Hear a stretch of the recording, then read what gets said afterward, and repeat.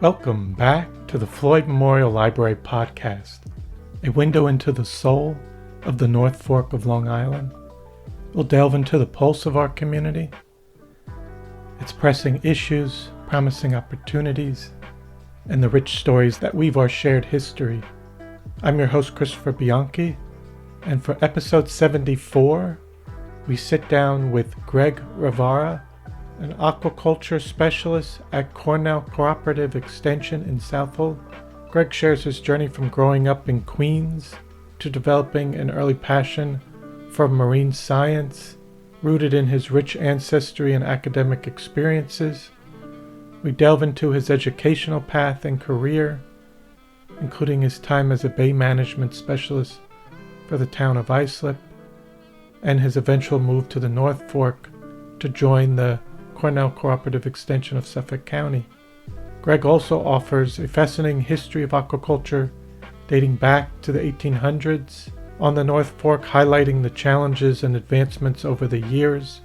We discuss the future of the North Fork's environment and the vital work the extension has done for the community and Long Island as a whole. So I hope you enjoy episode 74 with Gregg Rivara. This episode was recorded June 17th, 2024. Thank you so much for coming on to the Floyd Memorial Library podcast today. I'm looking forward to talking with you. Thanks for the invite, Chris. I appreciate it. Absolutely. To start off, could you give us a little introduction about yourself, where you were born and raised? Sure. I'm Gregg Rivara. I now live in Greenport, lived on the North Fork for a couple decades now, maybe 30 years now. But I was born in Rockaway on the peninsula in Queens, and then moved north to Howard Beach, which is on the north side of Jamaica Bay, and lived there really till I went to college. My parents had the house for pretty much 50 years or so, until my mom passed away a number of years ago. And it was a great place growing up. A lot of freedom as a kid there. Baby boom. A lot of freedom, riding our bikes around, playing sports, and very little of it was, how should I put it, scheduled. Like, we got to make this practice, we got to go here, we got to go there. The only thing I did that required some of that was Boy Scouting. But I rode my bike to the meetings in my uniform, and kind of got made fun of sometimes. But I was able to make Eagle Scout in this troop, and we went camping pretty much every month during the school year, including the winter. And we would go to the supermarket and buy our food, and so it was a great learning experience and great people. A lot of involved parents that would push the kids, so which was good. And in terms of your ancestry, how far back can you go, whether on both your parents' sides? Yeah, I mean, I've got some of that genealogy, and I'll keep it brief. My great grandfather, so on my mother's side, and I didn't know him, of course, but he was a vaudevillian in the early, I would say late 1800s, early 1900s. My grandmother was born in 1909. And I've got his passport, and back then only the man had the passport, and the family traveled with that one passport, the wife and the children. And they would tour around England. The grandmother was born in England, and I've got a poster in my living room, an original poster that's got to be 100 years old. They would put up, and it was folded into something smaller than a sheet of paper and unfolded, and it's in a frame with plexiglass, and it would probably crumble if I took it apart. But he had this act called Burley and Burley, him and his brother, which was my great uncle, great uncle, I guess.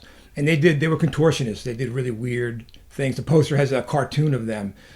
My grandfather standing on his fingertips, and his brother's dressed as a clown with his foot itching his head, like really stuff that I couldn't do. Crazy stuff like that. And then I guess my grandmother was in World War I in England and came here through Canada between the wars and settled in Queens. And my father's family, I didn't know any of his parents. They were all passed away before I was born.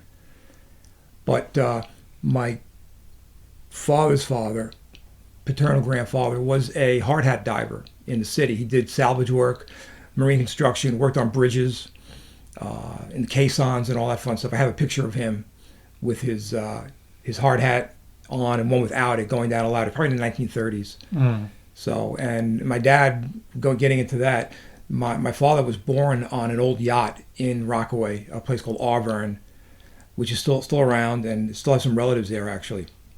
And this was like a houseboat. It was a 120-foot schooner-like yacht. Had a grand piano, I was told, in it. I have pictures of it in my bathroom, actually. But of course, the thing's long gone, really long gone. And that was in the 1920s. He was born in 22. So he was a bit older than my mom, actually. And he got into marine construction as well after he was in World War II in the Pacific, and was on the carrier Lexington and fought through all the way to Tokyo, actually, and was in Tokyo Bay when the war ended in Japan. And came back, started a business with his cousin in marine construction, did all kinds of stuff, a lot of work for the city, built a dock for the Montauk Coast Guard Station back in the 50s and early 60s.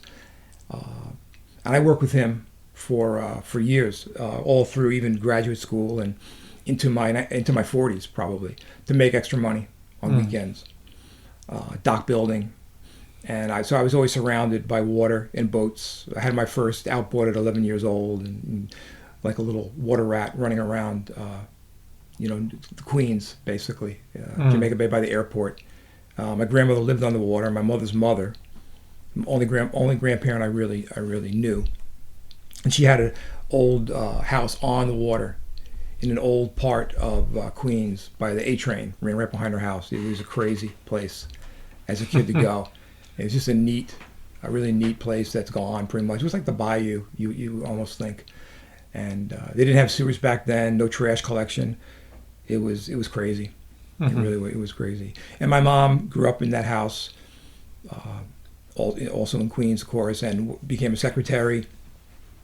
And stayed at home with me and my sister, and then I guess we were both in maybe elementary, junior high school, went to work for a bank and became assistant manager of a bank, which is now Capital One in Queens. But it changed a number of times, the ownership. So yeah, it was great. And we used to go out to Montauk actually every summer for a week. I do body surfing and check these out. My parents honeymooned in Montauk. They really loved it out there.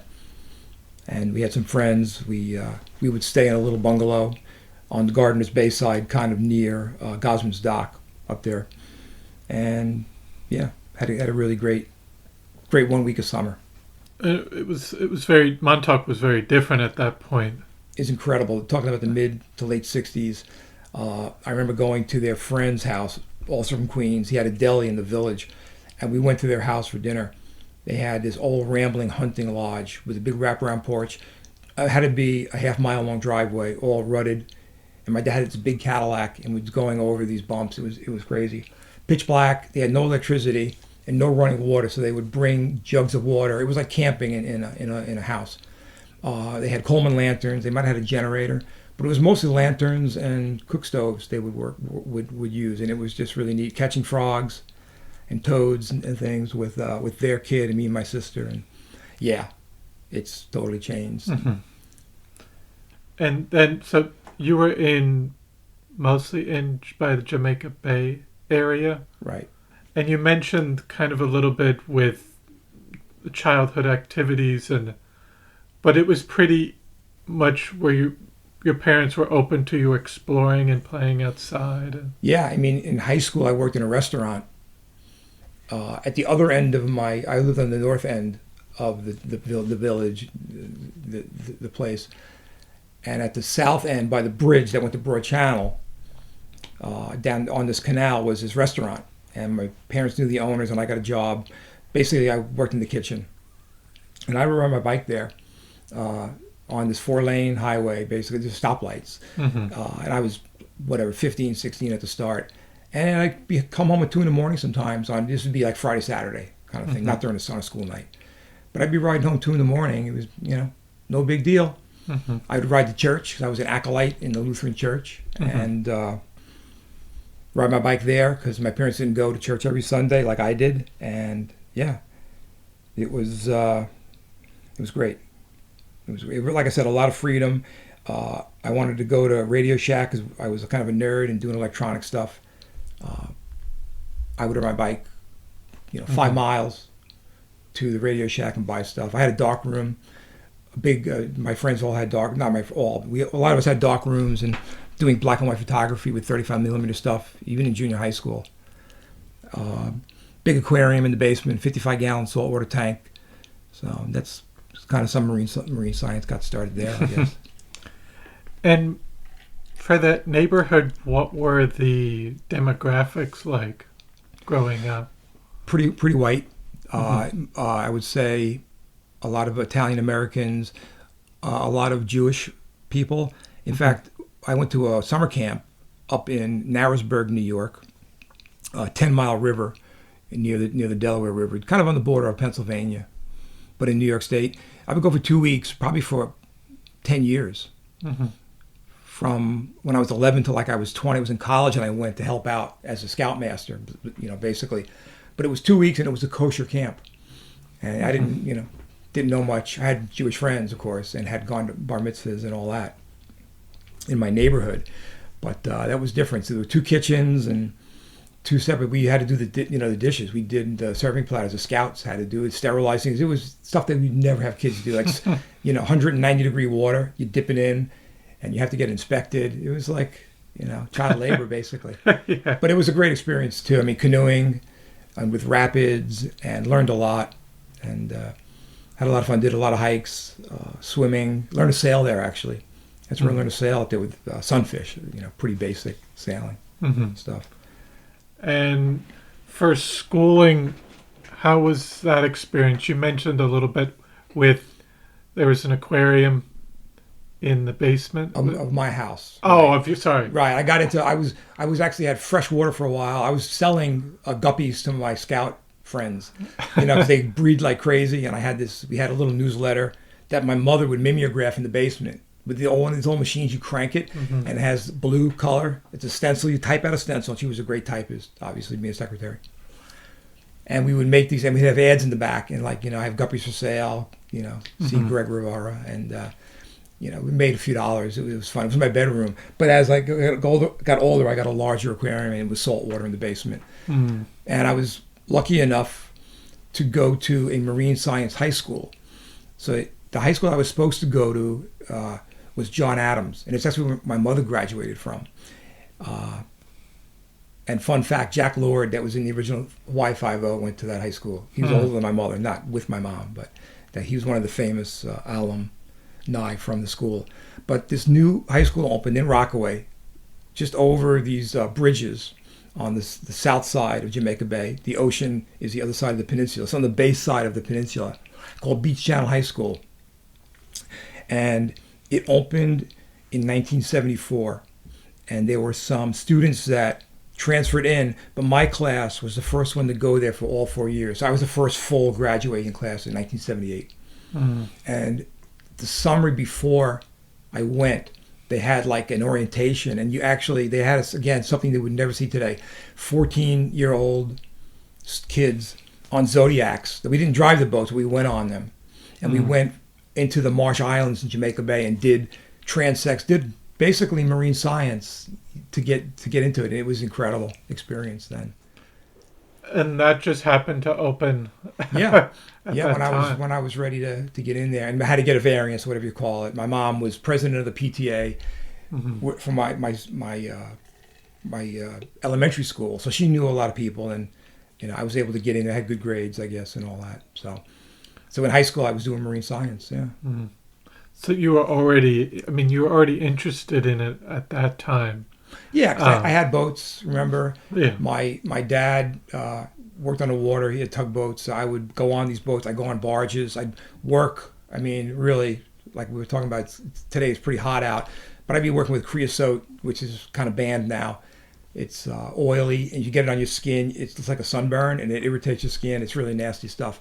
But it ain't great for the environment, of course, either. But it does preserve wood. and we would put pilings in. And in the summer, I wouldn't wear a shirt, a long sleeve shirt, which I should have had. And I got, splattered with the stuff, and it was crazy. But I did learn a lot about just looking at the water. Even in Jamaica Bay, there's a lot of life there. And it's even better now than it was in the 60s and 70s. Mm. And coming out of high school, what were you thinking about? Well, going to college, I mean, my father, I think, was hoping I would follow in his footsteps and work with him on a full-time basis. And my mother's like, no, he's going to college. He's not going to be a dock builder kind of thing. And like I said, I learned a lot. I made money, learned the value of hard work. But I don't think I would have, done that well in it. It's just too much stress and all that stuff. I shouldn't say all that. But in any case, Gregg's going to college. I applied in Southampton College, which then was part of Long Island University. Had a pretty well-known, even in the late 70s, marine science program at the Southampton campus. And of course, we knew the Hamptons. We went to Montauk every summer, like I told you. And Southampton came to a college fair that was at the high school. And right away, it's like, this is cool. This is really, I like to go there. It was a small liberal arts college, not big class sizes. Like going to Stony Brook as an undergrad, but you got hundreds of kids in a chemistry class. It wasn't for me. I could tell. I was very introverted, and I wouldn't have done as well. And Southampton was just really neat. I still keep in touch with some of my professors. I mean, they're obviously retired in their 80s and 90s, and they were young then. That's the kind of place it was. You'd go to a professor's house to have dinner with some students. A lot of great things, surrounded by water, the ocean, the bay, Peconic Bay, Shinnecock Bay, Peconic Bay, and Long Island Sound were all really close to the campus, especially, of course, Shinnecock Bay and Peconic Bay. And I made lifelong friendships there with faculty and students, and some staff even, actually, that I still keep in touch with. And still have friends down in Hampton Bays that went to the college with me. And it was just a great experience. I got to do a work-study program where I actually ran boats and helped students do projects and finish my own bachelor's degree. Probably one of the best summers of my life was working at the Marine Station. It was the summer of '82, and that's when I graduated that year. And it was just great. I mean, we would do trawling, get specimens of, say, fluke or flounder, and then be filleting them on the top of a piling at the Marine Station and having a barbecue with some of these fish. And back then, the drinking age was 18, so his beers at the campus, I mean, legal. It was great. We would have beers every Friday at the Marine Station, even during the school year, after work. Of course, that's all gone. Yes. Quite a different scene. So again, it was a different time. And so what was your bachelor's, what was the title? Bachelors of Science? It was a marine science. Bachelor's Marine science biology, they called it. And I have actually a guy that lives on Shelter Island who I just saw yesterday. He owns one of the buildings here, and his daughter runs one of the stores on Main Street. He went to the school maybe a year or two before me and went into geology and wound up with oil companies in Texas. Made a lot more money than I did with biology, I can tell you that. At the alumni parties I went to, alumni weekends I went to, I haven't been to one in a long time now, because the college, by the way, closed and was purchased by Stony Brook, which still has a pretty good marine science program there, for sure. But they would show up to these alumni reunions with a big cardboard check for like tens of thousands of dollars that the oil guys came up with. And of course, the biologists, we're still paying back our student loans kind of thing. Sorry, we're not making that kind of money. Yeah. But it was really a great school. And then, again, one of my professors there, who became my advisor, his name is Larry Little, Liddle. He's a phycologist. He studies algae, phytoplankton and seaweeds, basically. And I took a couple courses with him. And he was really instrumental in helping me get into grad school. And I applied to 3 schools, and the best deal for me was Stony Brook. And were the other ones out off, not on Long Island? Yeah, one was University of Delaware, and the other one was Hawaii. I didn't say that when I was a junior, so this is the spring of '81. Again, with the help of all these faculty and staff at the college. They had an amazing cooperative education and internship program where students would go for a semester, at least one semester, either a paid job, like Plum Island was a big one. People would go to Plum Island and work and get money and learn things to do, maybe independent study. Mm-hmm. And I was able to go to Hawaii to this marine research center and study what's called macrobrachium. It's the Latin name for the giant Malaysian prawn. It's a freshwater shrimp, basically, a crustacean. And there were ponds. They were growing these in fresh water there. And this facility was set up mainly to study and improve the farming of this species. So again, the first time I'm really away from home without a dorm and a food plan. So now I had to rent my own apartment, find an apartment. And I had friends there, or not even friends. They were other students that were there, that stayed there and got jobs there. So they helped me find the place. I found a studio apartment in a kind of a rundown place near the Manoa campus. So this is just like above Waikiki and all that up in the hills. And I had brought a bicycle and I rode a bike, and that got tiresome. I was big into biking then. I would ride from my house in Queens to the college, about a 90-mile ride, Wow. and like took all day, but it was like it was doable. I did it like 3 times, and no helmet back then. I had toe clips and sneakers, no crazy clip-in shoes, and an old steel bike that I still have actually. But I bought a little moped and was able to ride around. Had a lot of good times here. But now I'm paying a gas bill. I'm paying an electric bill. I'm buying food and all that. So it was definitely a grow-up period. Mm-hmm. And learned a lot. Were you interested in staying on Long Island at some point? Even coming out of high school, were you wanting to? I guess, yeah. I guess I was not a hobbit so much, like a homebody, but I did have a lot of family. And yeah, I think I did. And of course, I met a person who lived on Long Island, and of course became my first wife, soon to be my ex-wife. But anyway, not that soon actually, but a decade or so later.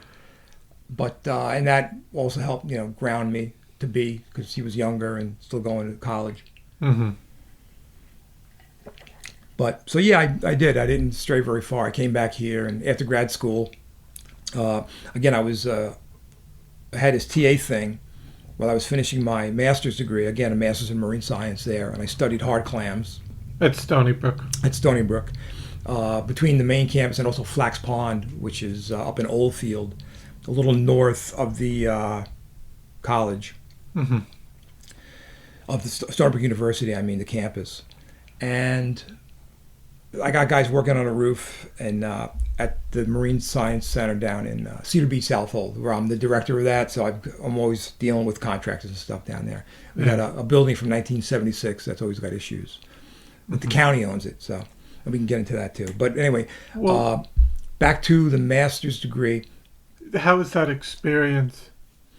It was good. Again, I lived off campus, and I lived with 2 housemates in Sound Beach, which is like 20 minutes from the campus on the North Shore, where I later bought a house actually and had a couple kids there. I raised 3 kids there, part of their life, and then moved.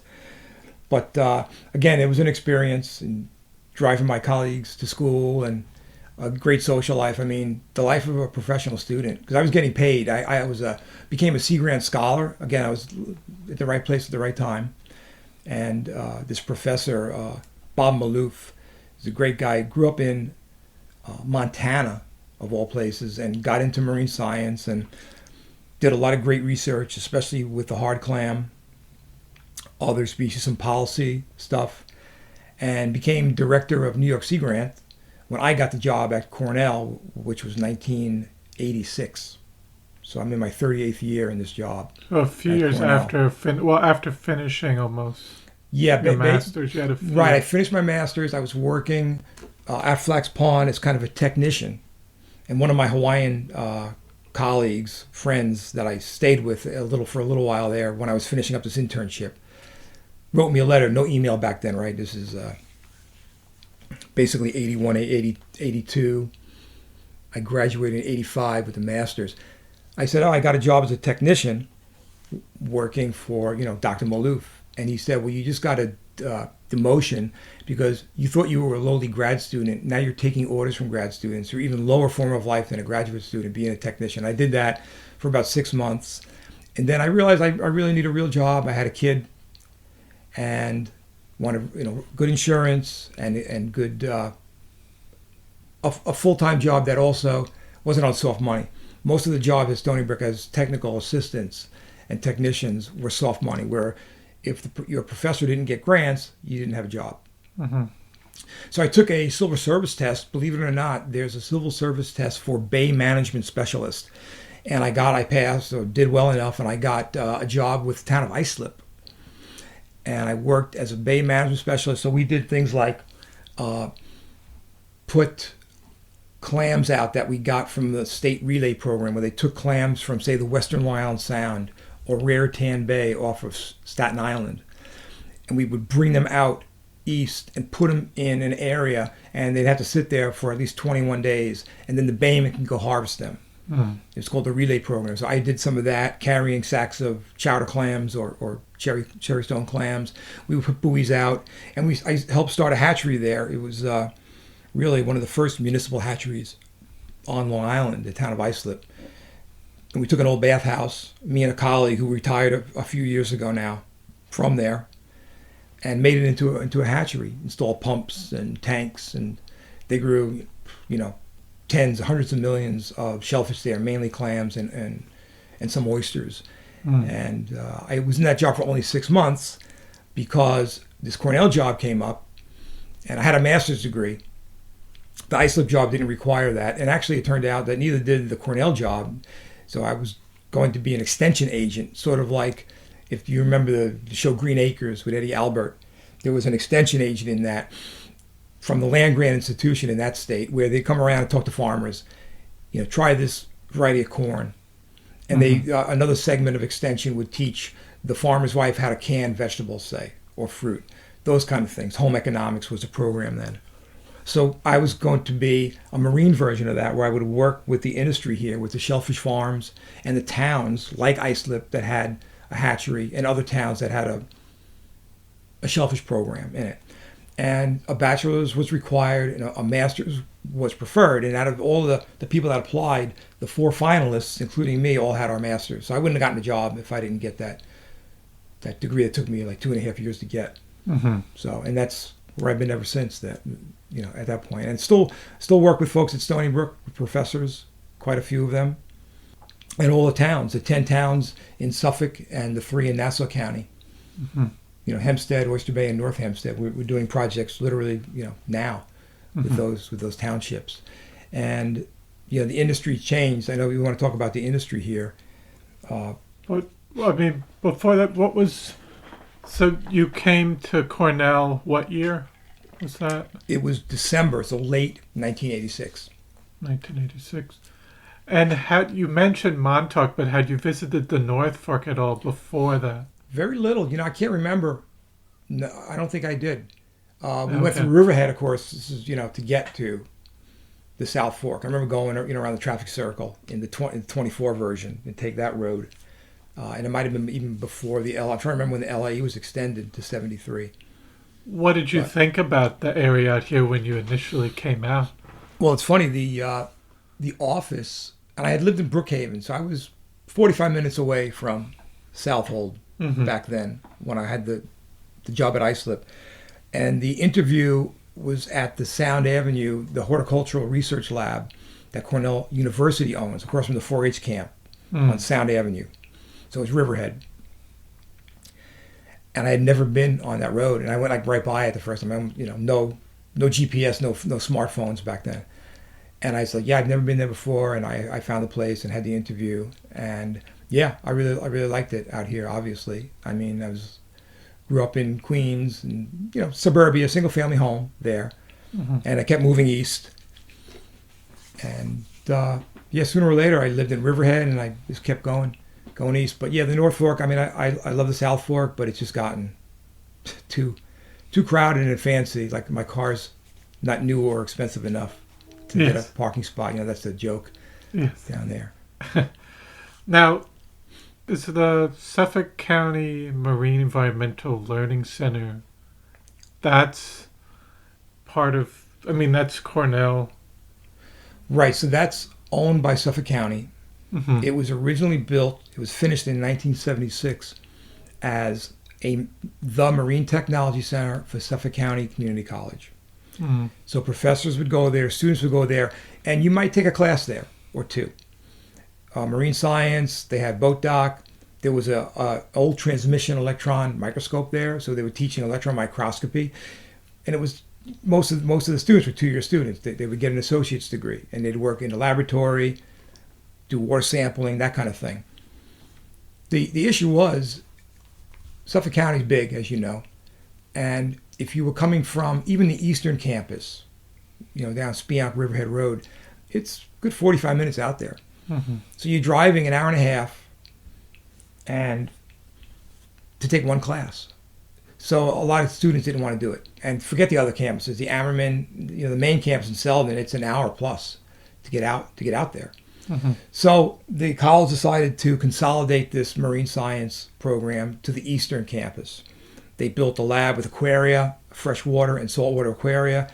And again, timing, the town of Southold, this is 1991 now, the town of Southold wanted their own shellfish hatchery because they saw Islips that I helped build. Again, for a few months, I didn't have much to do with Islip. I don't want to take too much credit for Islip, but I did help start it, literally taking out toilets from the bathhouse and that kind of thing, and sinks, and making it more open floor plan for the hatchery. That's still running.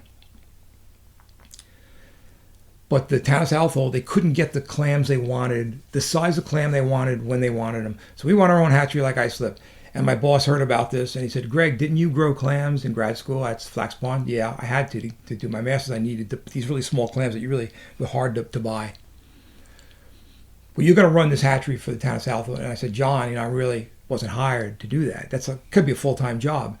"Well, you're going to do it, and you'll figure it out." So, we did it. We actually bought shellfish the first year and then nursed them at the site. And it's a really great facility. And it's grown so much. I mean, there were like 2 of us running the place. We had a rotary dial phone, no computers, not even a fax machine then.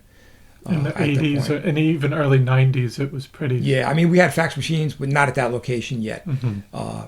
And it was neat. And now, if you go there, we've got many more buildings, a bigger hatchery. Our SPAT program, our shellfish gardening program, is headquartered there. And it's quite literally, it can be a mob scene there Monday, Wednesday, Friday. When I went, there were a couple cars in the parking lot. A professor, a technician, and some students that would drive there. And they might have had a van that came. I forget if they had a van that brought kids or not. But it's a great place. We're growing right now 4 species of shellfish. We have a summer camp that's been going. It had a hiatus during COVID, of course, but it's going better than ever since last year, with more water sports and swimming and kayaking, canoeing, which we held back because of getting lifeguards, and now we've got lifeguards. A lot of education, school groups come in, busloads of kids come in, and applied research. So I do most of that there. And since I was kind of the first person there, back all those years ago now, 32 years almost, it would be July of 91 we took it over from the community college. And if you remember, it's owned by Suffolk County, not by Cornell University. So it's a county facility. And it's a county beach down there, Cedar Beach County Park. It's really a great location.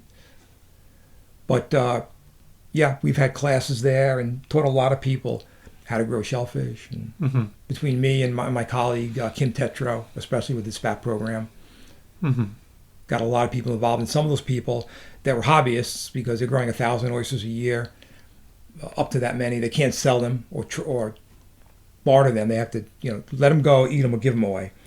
But a number of those people, I'd say a dozen or so, wanted to become commercial, and that was my job to help them get the permits and pick the site and all that. And so that was where I came in after the SPAT program. Now, going back in history, I was curious, with your expertise in aquaculture, could you provide an overview of the history of aquaculture on the North Fork?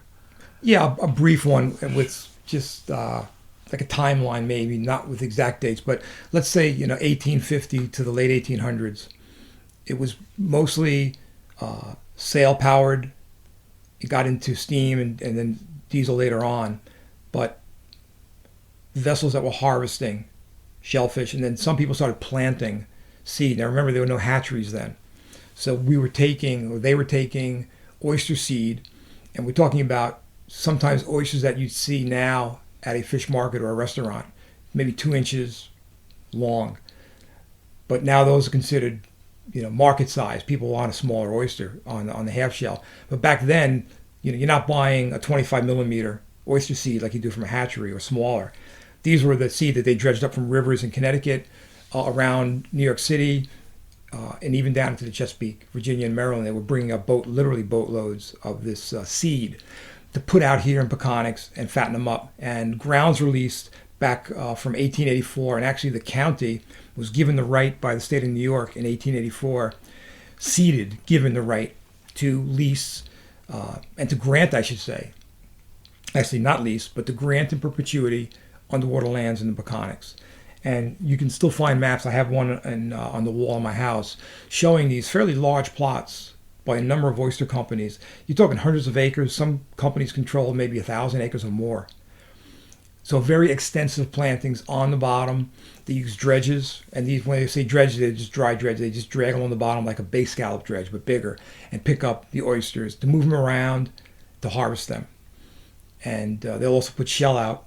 But generally, there weren't a lot of natural sets in the Peconics. It was more like a put and take thing where they got the seed, like I said, from other spots, especially Connecticut. So it was the companies were much larger than they are now and needed much larger acreages. And that all started changing in the 30s. There was supposedly some backroom deals made where now you had these monopolies coming, and it got down to, you had a lot of little mom and pops that were granted maybe 4 or 10 acres. They started buying these up and then getting these bigger acreages, and some of the baymen were upset about it because they were getting squeezed out from some of these lands. And it came down to, okay, no more granting underwater lands, but you can lease. And they were leasing for a number of years. And then in 69, the state said, okay, even the leasing is getting out of hand.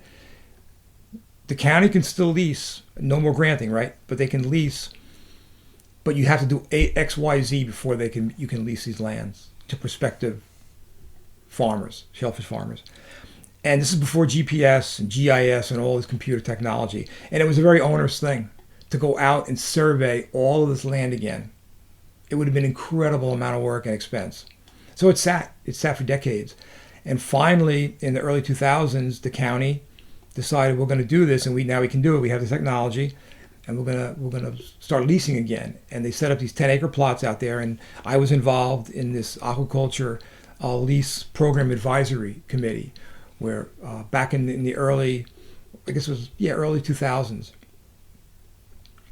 and it was going to sunset, I want to say, in 2010. If they didn't lease by 2010, the law would sunset and there'd be no leases. So they had like 10 years basically to do this from 2000 to 2010. And they just got under the wire in like 2009, I guess, and did it. But it's been a pretty successful program. But when I started in 86 and really 87 when the season started, there were basically 3 large companies on Long Island. The Blue Points Company out of West Sayville, the Frank M. Flower and Sons Company in Bayville and Oyster Bay in Nassau County, and out here was Long Island Oyster Farms. And all 3 of them are gone now, pretty much. Flowers is holding on a little bit in Oyster Bay, but their hatchery closed a number of years ago, and they're going to lose their leases from the town of Oyster Bay this fall, I want to say. So it went from this extensive, we need a lot of land, we need big boats, and a lot of guys to basically to do our job. And a lot of it back then, of course, was shucking. Was put in these cans you might see, like a paint can, gallon can, and smaller. And now it's pretty much 100% on the half shell, sold live.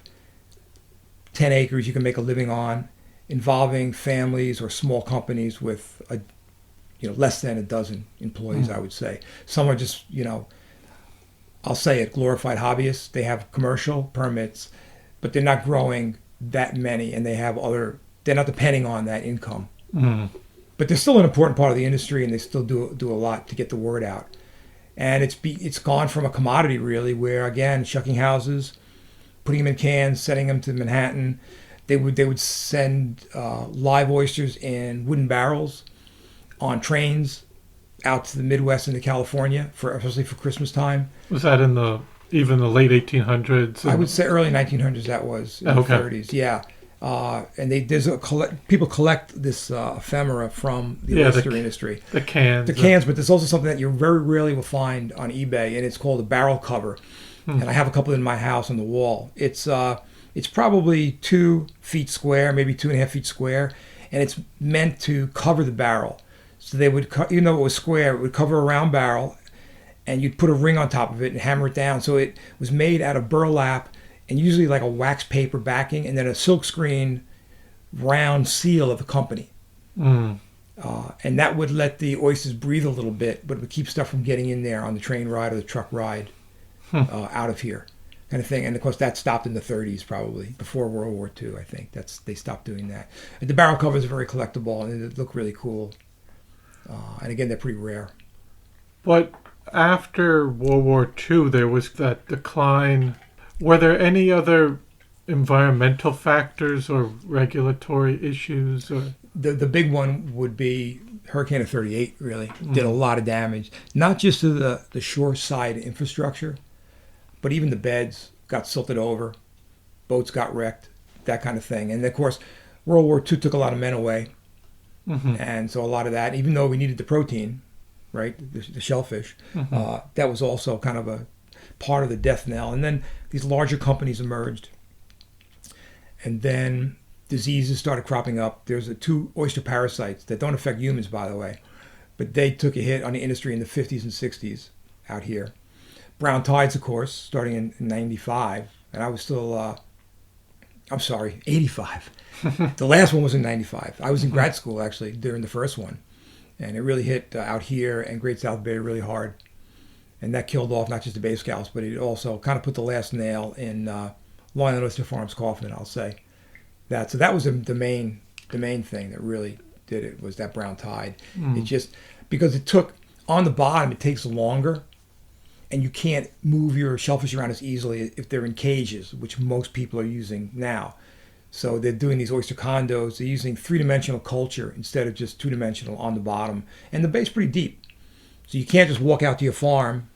Most of the farmers, there are a few exceptions, but most of them can't just walk out. So now you need a boat, you're in 15, 20 feet of water, and you can't say, let's move our oysters east of Shelter Island where the brown tide's not as bad. That wasn't really an option for like Long Island Oyster Farms. What was the brown tide, and what was that from? Well, it's a good question. People say it was pollution, nitrogen. It happened coast-wide, even into Rhode Island and New Jersey. So it wasn't just Long Island. And it happened after a long drought. And one of the theories is that, of course, it was always present. It didn't come from outer space or anything. But what happened was, it likes a certain kind of nitrogen. It does really well in the ocean, but it would never bloom there because the ocean has much less nutrients than we have here. So it can survive on a form of nitrogen better than the good phytoplankton that feed our shellfish. So what happened was, when the drought hit, the groundwater flow dried up. So the water coming into the bay, fresh water, frankly, from septic systems, yes, also from rainfall and aquifers coming into the bays, and even surface waters. Peconic River is the big one. We don't have a lot of rivers, obviously, on the East End here, like Connecticut has across the Sound.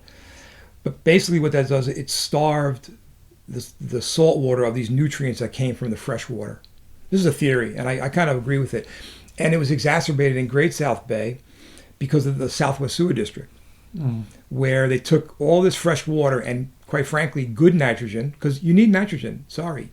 If you want your lawn green, you put fertilizer on it. We use a special kind of, I'll call it Miracle Grow, but it's not Miracle Grow, but it's a special kind of fertilizer for our phytoplankton cultures in our hatcheries at the Marine Center, and as they do around the world, because otherwise we wouldn't get dense enough cultures to feed our shellfish. So the form of nitrogen going in now, the brown tide could work with, and the good phytoplankton, the ones we want, couldn't, so they were outcompeted.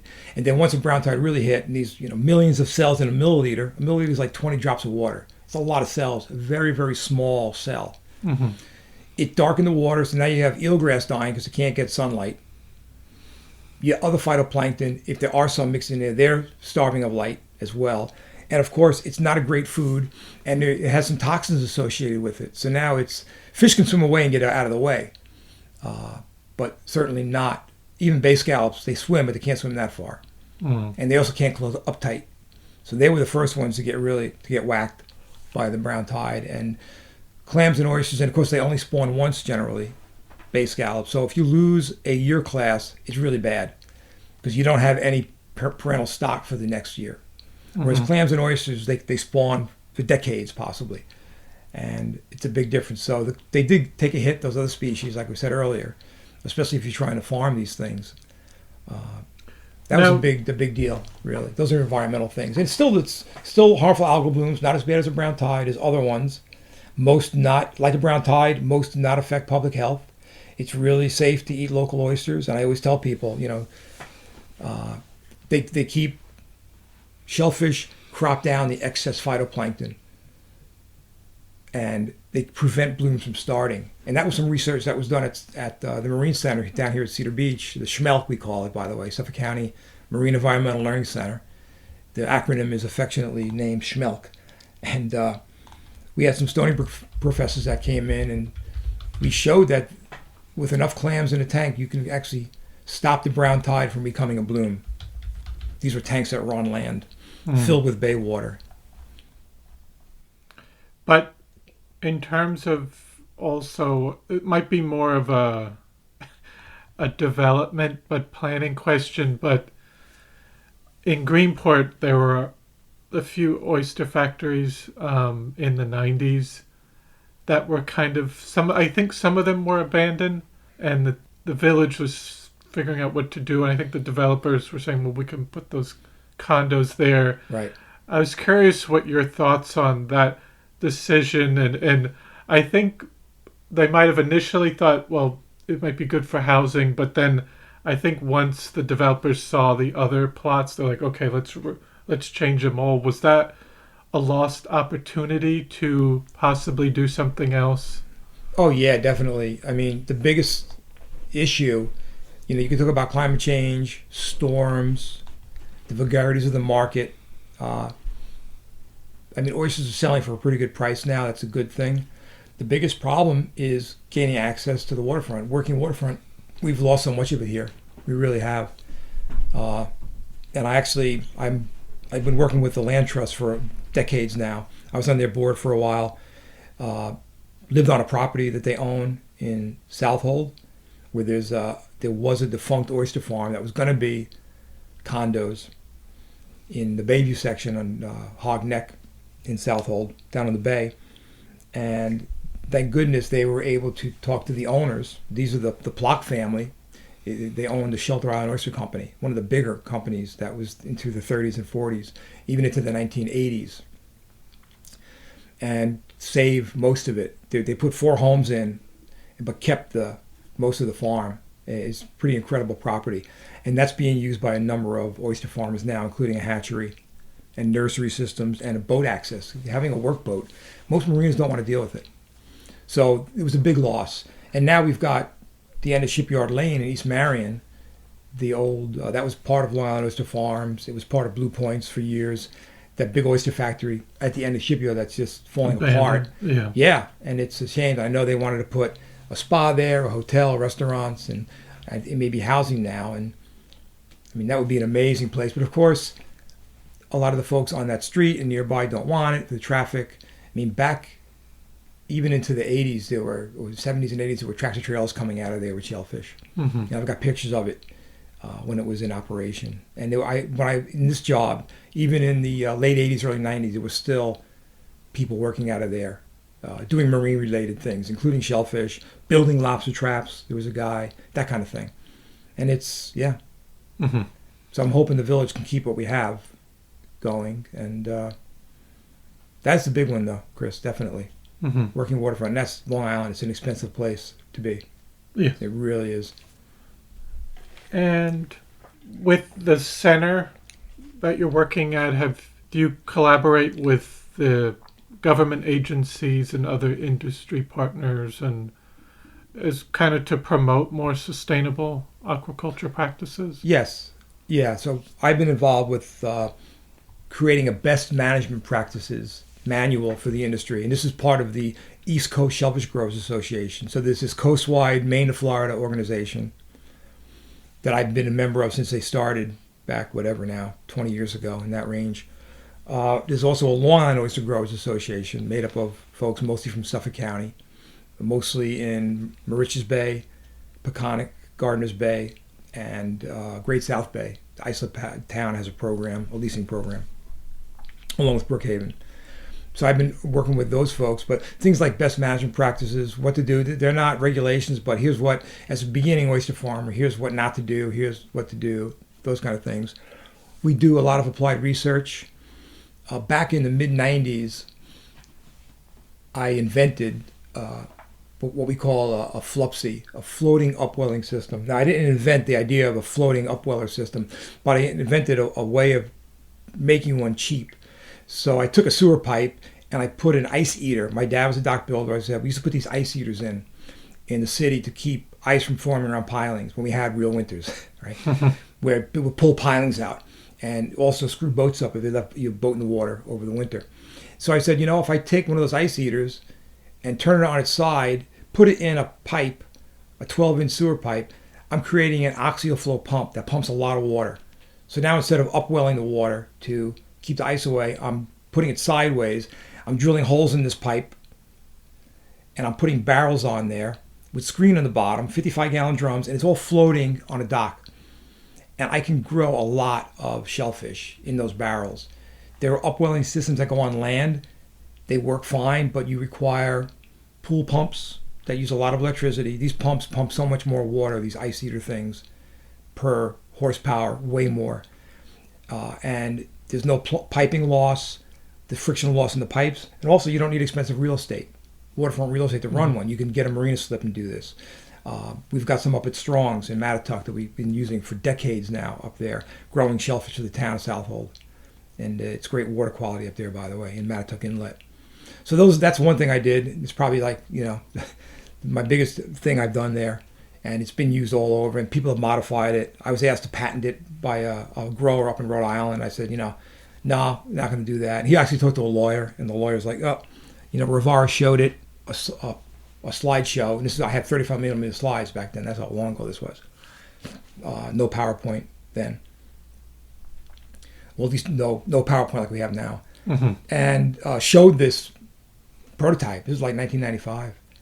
And the lawyer said, you can't patent it because he showed it, and it's in an abstract, in a document kind of thing. But it's been picked up by a lot of folks up and down the coast and modified. Other projects, I've gotten Sea Grant funding. We've done work with diseases. There was a disease that cropped up in the early 90s that affected the Flowers Company, and they were biggest by far then. And it killed, it was called juvenile oyster disease, and it killed a lot of their baby oysters, like 95+%. And it turned out it was a bacterium. We didn't know at the time. And I was helping to study this. I'd be driving to Oyster Bay and Bayville getting samples. And we got some money from NOAA, the National Marine Fisheries Service arm, is Department of Commerce at the federal level, to look at this disease at the Marine Center. And we found out that by better husbandry, by maximizing the flow in upwellers now, whether they're land-based, and this is actually before the FLUPSI now, in the land-based upwellers, and minimizing the stocking density, you can have much better survival. So it became a management tool that they can use. And then the hatcheries were able to spawn the survivors of this disease episode, usually hit in July, when the animals were like 20 millimeters or so, a little less than an inch long. And it made a big difference. And now it's not as much of an issue by far as it was those decades ago. Mm.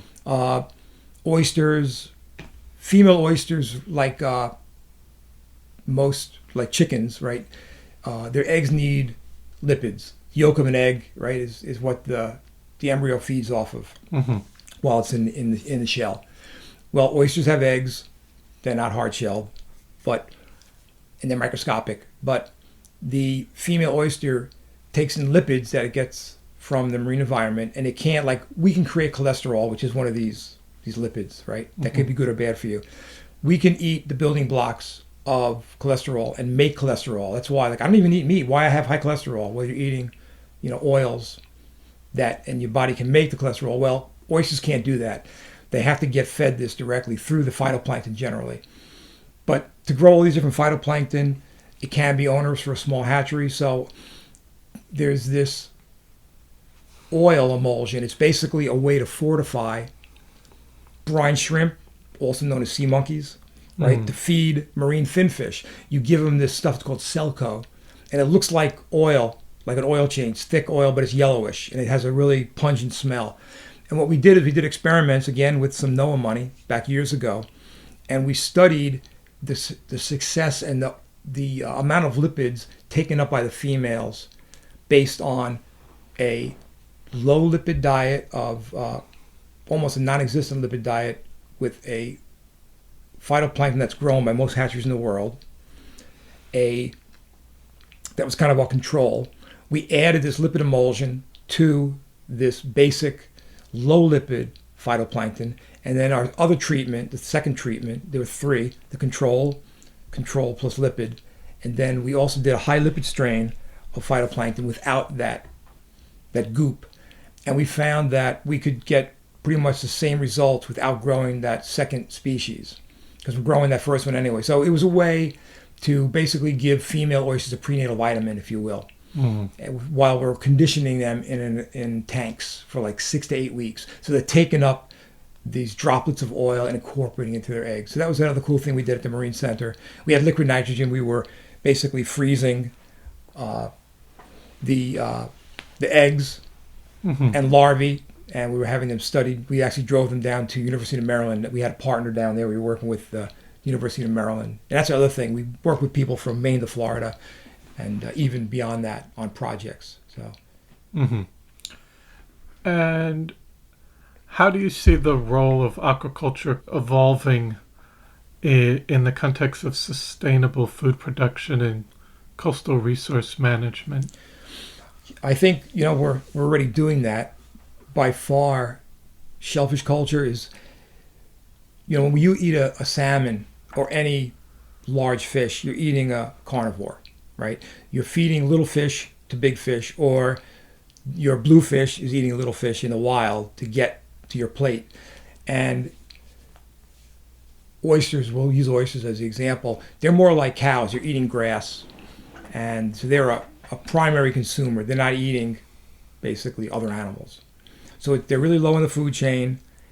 We're not adding anything. The tides, pretty much, once they're out of the hatchery and they go into the nursery, and these flupsies I talked about earlier and the land-based upwellers are all using raw water, because we can never produce enough phytoplankton in our hatcheries to feed as they grow. I say it's like having teenagers in your house. They eat, you're out of house at home, and the refrigerator's empty because the kids came back from school, kind of thing. So we kick them out of the hatchery. We're feeding them on raw water. This is basically March, April, May through October, when the water's warm enough. We're not heating the water coming in, and we're not adding supplemental food to it. But then they go out to the real world, to the bay, where the farmers are growing them in cages primarily. And, they use a little gasoline to get out there, or diesel to get out there. But it's a really sustainable way of doing things. And you're reducing the impact of our own being here by taking the excess nutrients that we put in and taking it and becoming phytoplankton and cropping those down before they become a problem. Because what you don't want to happen is have a bloom, whether it's a brown tide or even a good bloom, and then have a crash because it runs out of nutrients. It grows too much for its own good. And when it crashes, it uses up a lot of oxygen, and it changes into a bad kind of nitrogen that can create harmful algal blooms and create low dissolved oxygen, which again can affect fish and shellfish populations. So I think it's really a great thing. Another thing we've been doing, which commercial growers generally don't, is we're taking these oyster larvae, and they're swimming around for a couple weeks in that range in tanks. So they're larval, they're planktonic. But at some point they got to set on something. They set on a rock or a shell or a grain of sand, and they're there forever until they're moved by something. And we usually put them on really small chips of shell. like a quarter of a millimeter, tiny, like it looks like sand almost. And that's what most growers and some of the towns want. They want single oysters. They look good on a plate.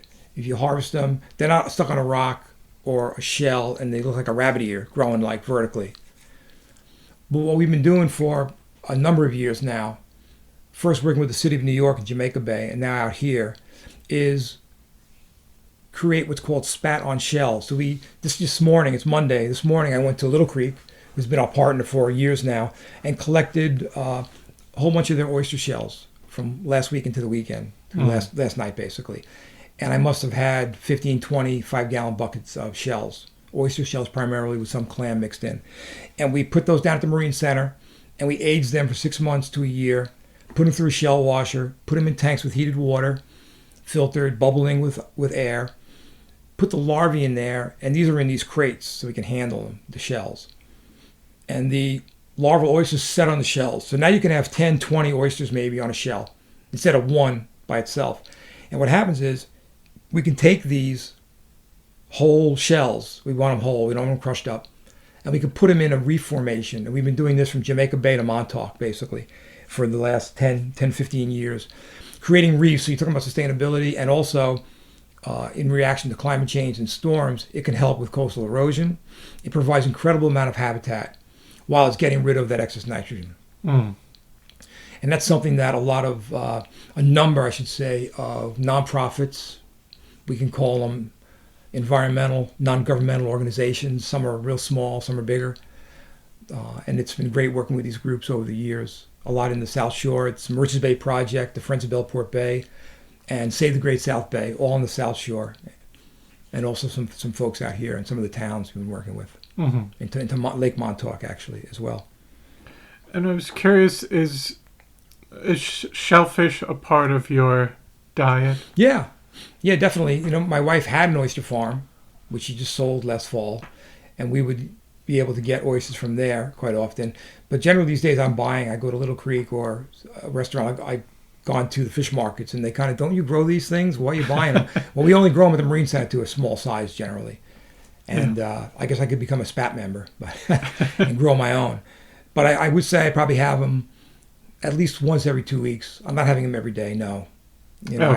I should eat more, and I like eating fish, local fish as well. And I'll put a plug in to the Greenport Farmers Market, which has got some amazing products, including fish, and sometimes clam products as well.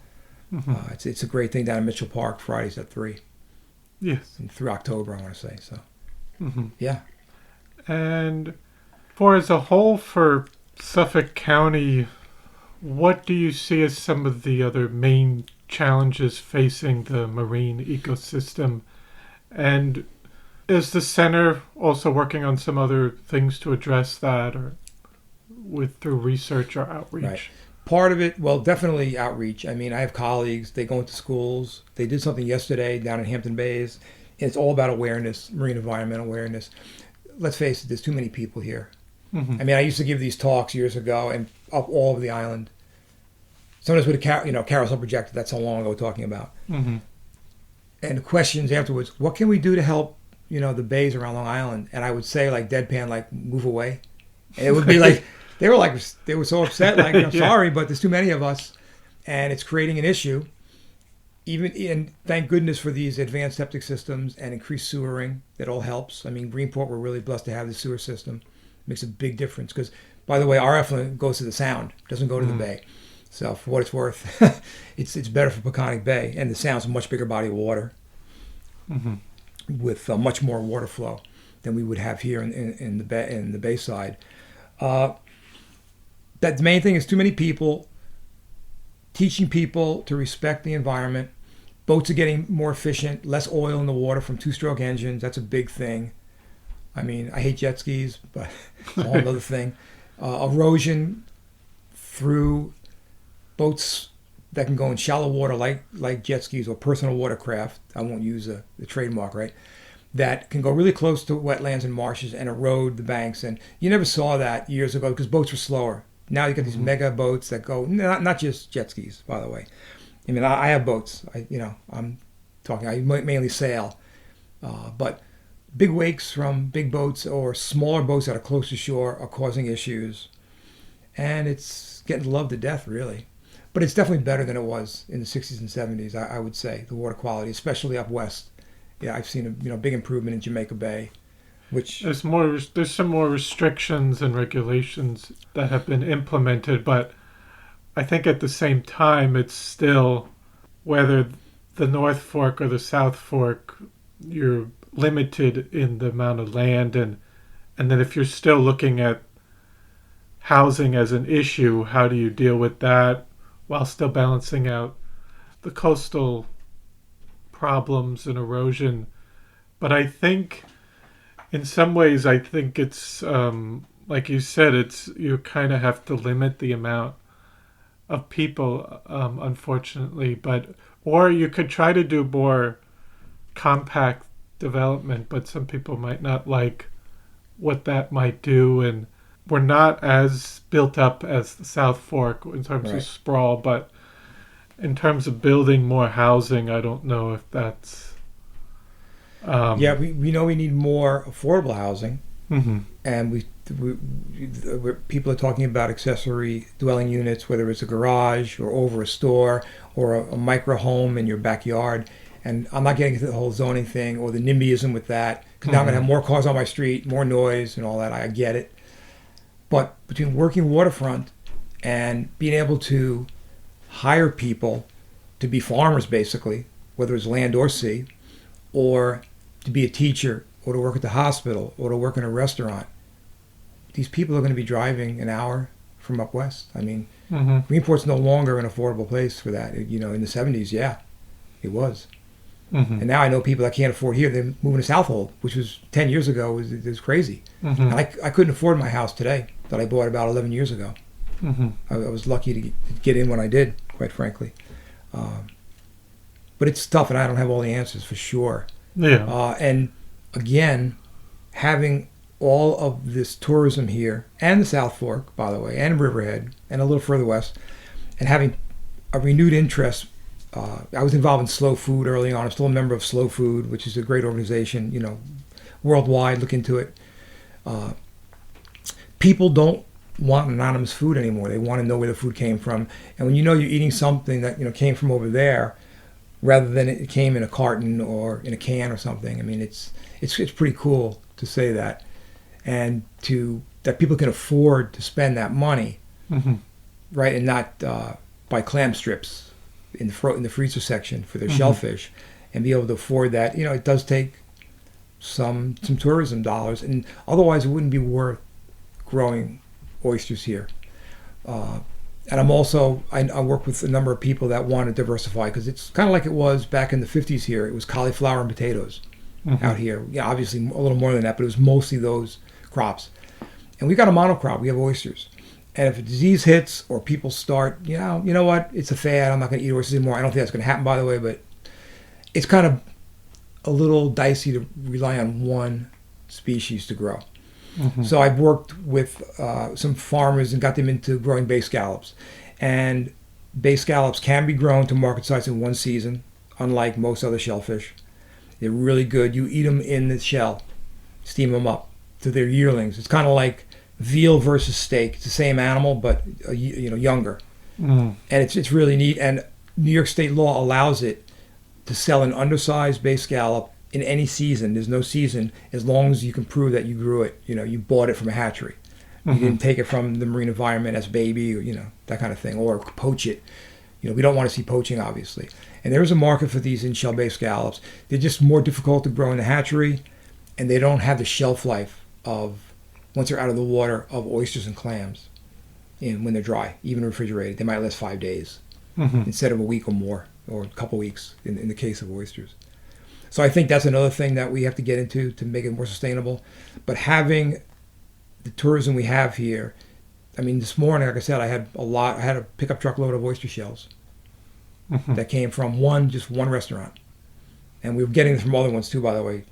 Little Creek is not the only one that we're collecting from. In Greenport and further on the South Fork and on Shelter Island as well, my colleagues collect. And now for the center, What are some of your goals and priorities for the future in terms of expanding, whether it's research or the facilities or educational offerings? Right. Well, the facility is an issue. I mean, it's an old facility where the county's been great to us. I work with the DPW, the Department of Public Works, and they come out and they repair things. They've been a great partner with us. So we're looking at getting rebulkheading because the bulkheading's from the mid-'70s and it's issues with it. Getting a new roof, for instance, on the old building, built in again and finished in '76. Things like that. We definitely need some physical plant. I would say we really want to keep up this applied research. My colleague, Harrison Toby, who's working primarily with bay scallops, he's working with researchers at Stony Brook to figure out what's going on with our bay scallops when they die every summer after they spawn, and looking at the genetics of it, looking at where we put them, but mainly, can we create not a hybrid so much, but a better scallop for our warming waters, because it's definitely warmer, the waters here. Mm-hmm. And you got to remember that bay scallops are at the southern end of their range. They really don't grow south of here, that species exactly. So that's sort of like lobsters. You don't really find a lot of lobsters in Chesapeake Bay because it's too mm-hmm. hot for them. So things are moving north, and it doesn't bode well. But I think we can save it, and we've had a great track record with after the brown tides, bringing back the scallop. My colleagues, Chris Smith, Steve Tettelbach, did a lot of that. I did some of the early work with them, but they're really the stars on that. And we're still doing that with county funding. Still putting out baby scallops. You've probably seen the long lines off the Orient Causeway mm-hmm. in Orient Harbor, all those balls, floats. Those are all from Cornell. And we have a purpose-built barge that goes out there. And so we've created a spawner sanctuary there. So keeping that up, trying to get this bay scallop thing figured out, continuing with applied research that's going to help our townships and private growers. Like, that's what Extension's supposed to be doing. There's a book that I bought used years ago all about the history of cooperative extension, and it's called Taking the University to the People. And that's what we try to do now. We don't do a lot of work with Cornell, even though that's a land-grant institution here, because it's not a lot of salt water up in Ithaca. Mm-hmm. There are professors there that I've worked with, yes, with aquaculture things, but we work more with Stony Brook. We've worked with Rutgers in the past, like I said, University of Maryland, up into Maine and Connecticut, University of Connecticut. I've got colleagues there, and it's been a really great career. And I hope that my colleagues, because by the way, I'll be retiring into the year pretty much, so it's about time. 38 years, pretty much, and there's a lot of great people coming up behind me, and I think I leave it in good hands with them. But they're definitely capable of continuing what we've all started there. Back in the program started in '85, a year before I was hired. Mm-hmm. It was 2 guys, and I was the third, and we had an administrative assistant, and then it grew. There's we have people all over the island now in this marine program. It's the largest program in Cornell Cooperative Extension of Suffolk County. So, yeah, bringing in millions of dollars of grants a year. One of the things that we're working on with state money, I should mention, and again, my colleague Harrison Toby is going to be honchoing this, is a seafood trail out for the east end, north and south forks, pretty much, and even a little western Suffolk on the south side. So it's like the wine trail, you see? Mm-hmm. Where can you buy shellfish at these locations? Can you do a tour of a shellfish farm? Because some of them are approachable. You don't need a boat. You can walk to it. So that's pretty exciting. And they've done this in Maine in a big way, and other states as well. New Jersey has a hard clam trail. Mm-hmm. So that's an exciting that's going to be happening this year, next year. And I know the Long Island oyster growers are working with us on it. Probably Long Island Farm Bureau, who's a partner agency with us. So mm-hmm. it's all good, and I'm looking forward. I'll still be around and not leaving Greenport. I do love it here. I've got great neighbors and friends and family fairly close by. Are there any other I don't want to say hobbies, but other things you might be working on in the future separate from the center that your interests? Well, my wife Karen and I have talked about writing a book about some of the more recent history, like from the 1970s maybe mm-hmm. to 2020, say, just stop mm-hmm. there. of the industry on Long Island, going back to those big, call them the dinosaurs, the Flowers, the Blue Points, that were fairly large companies.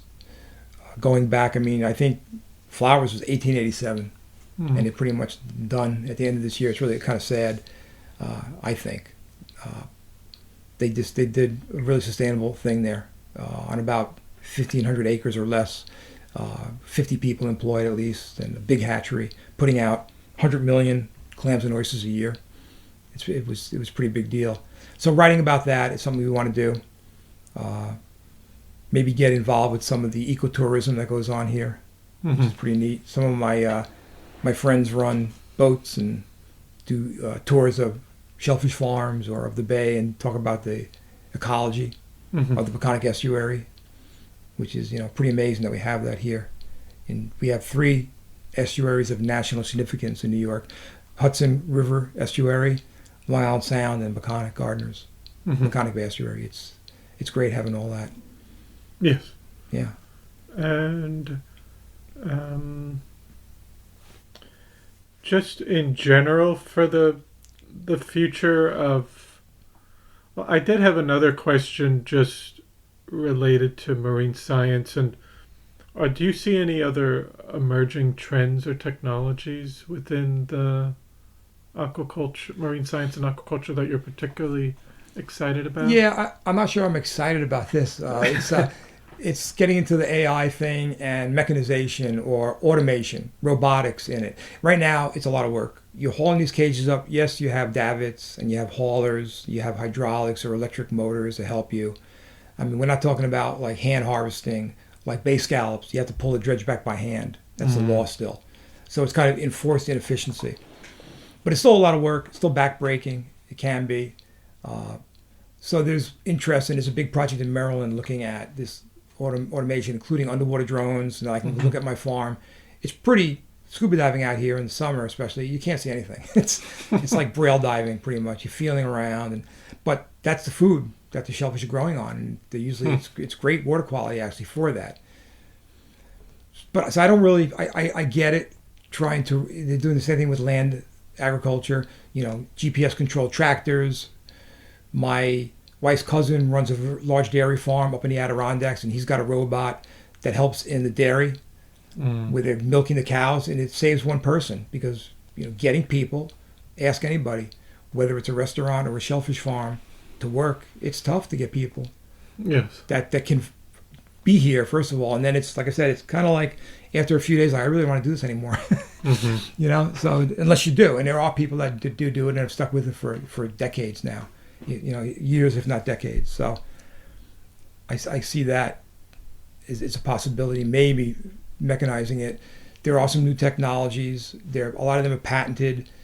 You have to buy the system. So I'm trying to think of a parallel to it. But it's like buying a franchise. So they spend all this money on capital. Well, you can get started pretty cheaply growing oysters, depending on how you want to do it.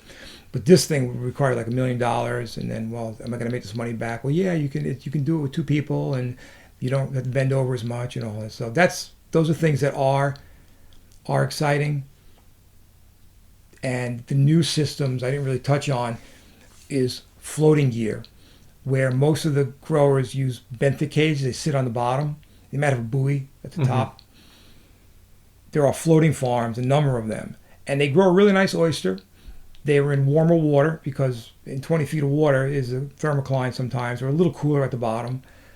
And they're also getting rocked by the waves, so they're getting tumbled a little bit every time there's wind. And it makes them a deeper cup, more meat in the shell, a better looking, rounder oyster. It's sort of like trimming, your bush to make it round, and it looks like a nicer oyster that way. The problem is there's been issues with birds sitting on it, creating issues with water quality. So that's getting fixed, I believe, with most folks. The big thing, again, going back, is working waterfront. And I hope I'll be working with the Land Trust on trying to save some of these places. The Village, I know, is for it. Maybe down, even in western Suffolk, looking at Captree State Park. There's a lot of boats go out of there. There's a bit of an industry out of there for Islip. there's space there. Maybe they want to be able to store some of their cages there, store some boats there in the off season, have a little place where they can bring a walk-in box and store live oysters from market. Those kind of things I think we really need to work on, and hope that these small-scale oyster farms can keep going and diversify. Also thinking about hard clams and bay scallops as well. Mm-hmm. And I know you touched on the environmental and aquaculture part, but just in general, what do you hope for the future of the North Fork and its community down the road? I hope we can at least keep development at bay, kind of keep it like it is. We have a great mix of light industry and tourism, year-round homeowners, kids growing up here, kids that can afford, if they can't afford to buy a house, right, at least they can afford to rent one, which is also an issue. I know folks here that moved in last year. Some of them are from other countries, and I know my neighbors grew up here. And we always talk about, the 70s, and people always, it was like, crazy back then, and nobody wanted to live here, and it was crime or whatever. And most of them would love to go back to the 70s when you can, actually have a shoe store and have a butcher and have, stores that aren't tourist stores. And I have friends that own some of these gift shops, don't get me wrong. But if we have to try to hold that at bay so we can have a balance, unlike, say, Sag Harbor, which is gone, pretty much total tourist. And, all the light industry they had now is condos and homes. And, yeah, it's kind of gone. And if you don't have millions of dollars, you're not gonna buy there. You're not gonna live there. No. And then who's the volunteer firefighters, who I have a lot of praise for. I have a number of friends that do it. They'll have to outsource to teachers, librarians. Yes.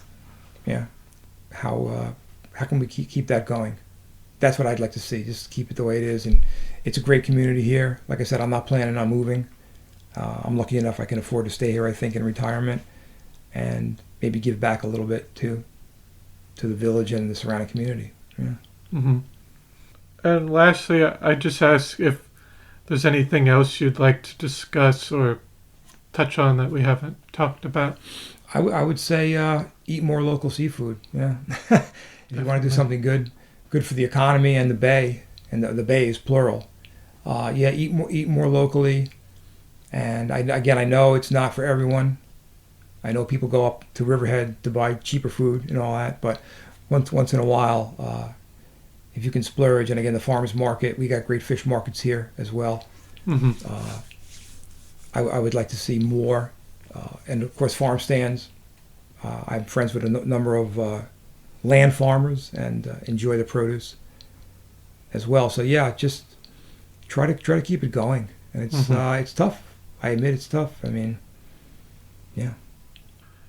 So I want to thank you so much for taking the time to come on today and tell your story and your involvement in the environment and aquaculture out here, and really making sure that the sciences and just marine science is still visible in the area, and as well as trying to keep a working waterfront. So thank you so much. It was a pleasure talking with you. Thank you. Thank you, Chris. I really enjoyed it. I appreciate what you do.